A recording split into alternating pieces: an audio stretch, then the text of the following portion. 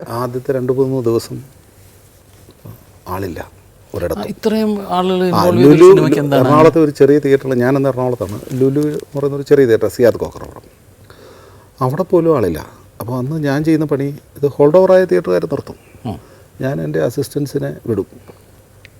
ഇവർ ഓരോ ഷോയ്ക്കും പോയി 10-25 ടിക്കറ്റ് എടുത്ത് കീറിക്കളയും ഹോൾഡ് ഓവർ ആവാതിരിക്കാൻ. ഇത് ഓടുമെന്ന് എനിക്ക് തോന്നിയത് ഇതെവിടുന്നോ കണ്ടിട്ട് തമ്പി കണ്ണന്താനം. ബാക്കി സിനിമാക്കാരൊക്കെ ഇങ്ങനെ മരവിച്ച് നിൽക്കുക, ഇത് ഓടുമോ ഇല്ലയോ. പക്ഷെ തമ്പിയുടെ ഒരു വാക്കാണ് എനിക്ക് പുറത്തുനിന്നുള്ളൊരു കോൺഫിഡൻസ് തോന്നിയത്. തമ്പി ഉപയോഗിച്ച വാക്ക് വളരെ ക്രൂഡാണ്. തമ്പി എന്നെ വിളിച്ചിട്ട് വെച്ചിട്ട്, എടാ ഇതൊരു നിഷ്ഠൂരമായ സിനിമയാണ്, കാരണം ഇത് കണ്ടിട്ട് തകർന്നു. നിനക്ക് പിള്ളേരൊന്നുമില്ല, ഒരു കുട്ടിയേ ഉള്ളൂ, എനിക്ക് 2 പെൺമക്കളാണ്, എനിക്കിത് കണ്ടിട്ട് പറ്റേ നിഷ്ഠൂരമായ ഒരു സിനിമയാണ്.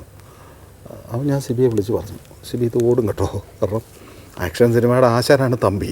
തമ്പി കരഞ്ഞു കൂകി വിളിക്കണമെങ്കിൽ ഇത് ബാക്കിയുള്ളവർക്ക് എന്തുകൊണ്ട് ടച്ച് ചെയ്ത് കൂടാന്നുള്ളത് ഞങ്ങളങ്ങനെ പബ്ലിസിറ്റിയിലൂടെ. ബട്ട് ഒരു ഒരാഴ്ചക്കുള്ളിൽ എന്നൊക്കെ പറയുന്നത് അന്ന് മാരുതി കാറൊക്കെ ഇങ്ങനെ വരുന്ന സമയമാണ്. മാരുതി ആയിട്ടുണ്ട്, മാരുതി കാറ് സമ്മാനം കൊടുത്ത് തിയേറ്ററിലൊക്കെ ടവൽ കൊടുത്തു. ടവലാണ് ഹിറ്റായത് ശരിക്കും. അതെ, അത് കറക്റ്റ് ഫുൾ ഹൗസ് വരുന്നത് 17-ാം ദിവസമാണ്. അപ്പോൾ അതെ, പിന്നെ അങ്ങ് ഫുൾ ഹൗസ് നിന്നിട്ടില്ല, നിർത്തേണ്ടി വന്നു. ഇപ്പോൾ ഒരു സിനിമ നമ്മൾ ജനങ്ങൾക്കൊരു മെസ്സേജ് സിനിമയിലൂടെ കൊടുക്കണം എന്നൊന്നും നമുക്ക് അങ്ങനെ ബാധ്യതയൊന്നുമില്ല. ആളുകളെ എൻ്റർടൈൻ ചെയ്യിക്കാൻ ഒക്കെ തന്നെയുള്ളൂ നമുക്ക്. എങ്കിലും ഈ സിനിമ കണ്ടിട്ട് മദ്യപാനം നിർത്തിയ ആളുകളൊക്കെ ഉണ്ടാവില്ലേ ചിലപ്പോൾ? ഒരുപക്ഷെ ഉണ്ട്. എനിക്കൊരു കത്ത് വന്നു. അതാണ് ഞാൻ ഒരിക്കലും ഇതിൻ്റെ 100-ാം ദിവസം ഭക്ഷണം ഞാനത് പറയണ്ടായി. കാരണം നമുക്ക് സിനിമ ചെയ്തിട്ട് ഒരുപാട് അവാർഡുകൾ കിട്ടി, നാഷണൽ അവാർഡ് ഉൾപ്പെടെയുള്ള ഒരുപാട് അവാർഡുകൾ കിട്ടിയിട്ടുണ്ട്, ഒരുപാട് അഭിനന്ദനങ്ങൾ കിട്ടിയിട്ടുണ്ട്. പക്ഷേ ഞാനെപ്പോഴും അതിന് വാല്യൂ കൊടുക്കുന്നത് വെച്ചാൽ, എനിക്കൊരു കത്ത് വന്നതാണ് ഒരാൾ. അയാൾ സിനിമ കണ്ടിട്ട് കള്ളുകൂടി നിർത്തി. കാരണം അയാൾ പറയുന്നത്, ഞാൻ ശരിക്കും എൻ്റെ കുടുംബത്തെ നോക്കാതെ ഇങ്ങനെ നടന്നിരുന്നതാണ്, പക്ഷേ ഈ കണ്ടപ്പോൾ മനസ്സിലായി ഇത് അന്ന് ഞാൻ നിർത്തിയതെന്ന് പറഞ്ഞു. അപ്പോൾ അത് ഭയങ്കര ഒരു പവറാണ്. ഫിലിം എന്ന് പറയുന്ന മീഡിയത്തിൻ്റെ ഒരു ശക്തി തന്നെയാണ്. കാരണം ഒരാളെ ജീവിതത്തിലെ പ്രധാനപ്പെട്ട ഒരു തീരുമാനം എടുക്കാൻ പ്രേരിപ്പിക്കാൻ നമുക്ക് കഴിയുന്നു എന്നുള്ളതാണ്. അല്ലേ, ഒരാൾ വെറുതെ ചിരിച്ചോ കരഞ്ഞോ തിയേറ്റർ വിട്ട് പോകുന്നതിനപ്പുറത്ത് അയാളുടെ ജീവിതം മാറ്റിമറിക്കാൻ നമുക്ക് സാധിക്കുന്നു. വലിയ കാര്യമാണ്. ഇത് നമ്മളോട് അങ്ങനെ ഡയറക്റ്റായിട്ട് റിയാക്ട് ചെയ്യാത്ത പലരും, ഇപ്പോൾ തമ്പി പിൽക്കാലത്ത് എൻ്റെ അടുത്ത് പറഞ്ഞു, അത് ജീവിതം കുറേ കൂടെ കെയർഫുള്ളായിട്ട് കൈകാര്യം ചെയ്യേണ്ടതാണല്ലോ എന്ന് തോന്നിപ്പോയി എന്ന് പറഞ്ഞു. പിന്നീട് തമ്പി അത്തരം പോസിറ്റീവായ ഇൻസ്പിറേഷൻസ് ഒരുപാട് പേർക്ക് നമ്മളോട് പറഞ്ഞിട്ടില്ല. ഒരുപക്ഷെ ഇൻസ്പിറേഷൻ കിട്ടിയ പലരും പുറത്ത് പറഞ്ഞിട്ടേ ഉണ്ടാവത്തില്ല. അല്ല, ഇതിൽ പ്രവർത്തിച്ച് നമ്മൾക്കും അറിയാതെ കണ്ട് സബ് കോൺഷ്യസ് മൈൻഡിൽ ഉണ്ടാവും. അല്ല, ഈ സിനിമയുടെ വിജയത്തിൻ്റെ കാര്യം അതാണ്. നാളെ എൻ്റെ കുടുംബത്തിൽ ഇത് സംഭവിക്കരുത് എന്നുള്ളതിനെ പറ്റി ഓരോരുത്തരും കരുതലുണ്ടാവും. അല്ലേ, നമ്മുടെ കഥ അങ്ങനെ സംഭവിക്കുമ്പോൾ ചില കഥകൾ നമുക്ക് സന്തോഷം തോന്നാം, ഇത് അങ്ങനെ സന്തോഷം തോന്നേണ്ട ഒരു കാര്യമല്ലല്ലോ. രാപ്പാടി കേഴുന്നു എന്നുള്ള ട്യൂണാണല്ലോ നമ്മൾ നേരത്തെ പറഞ്ഞ പോലെ ഏറ്റവും കൂടുതൽ മനുഷ്യനെ ഹോണ്ട് ചെയ്ത ഒരു ട്യൂണാണ്.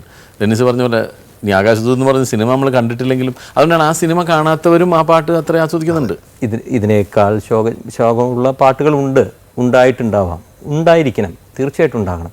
പക്ഷേ ഇതിനത്രയും ഫീൽ കൊടുക്കുന്നത് ആ പടത്തിൽ, അതങ്ങനെ ബ്ലെൻഡായി അവരുടെ മനസ്സിൽ ഈ പാട്ട് മാത്രമല്ല കേൾക്കുന്നത്, ഈ പടത്തിൻ്റെ സിറ്റുവേഷനും അതിലത്തെ വരികൾ ഇതെല്ലാം കൂടിയാണ് പാട്ട്. അപ്പോൾ നോട്ട് ഓൺലി ദ ട്യൂൺ എന്ന് പറഞ്ഞു വരികയാണ്, മൊത്തം പാട്ടാണ്.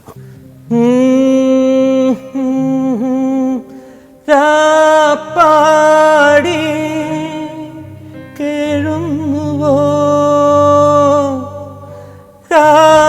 പൂവും വിട ചൊല്ലുന്നുവോ നിന്റെ പുൽക്കൂട്ടിലെ കിളി കുഞ്ഞുറങ്ങ താരാട്ടുപാടും പാടി കേഴുന്നുവോ പൂവും വിട ചൊല്ലുന്നുവോ നിന്റെ പുൽക്കൂട്ടിലെ കിളി കുഞ്ഞുറങ്ങ താരാ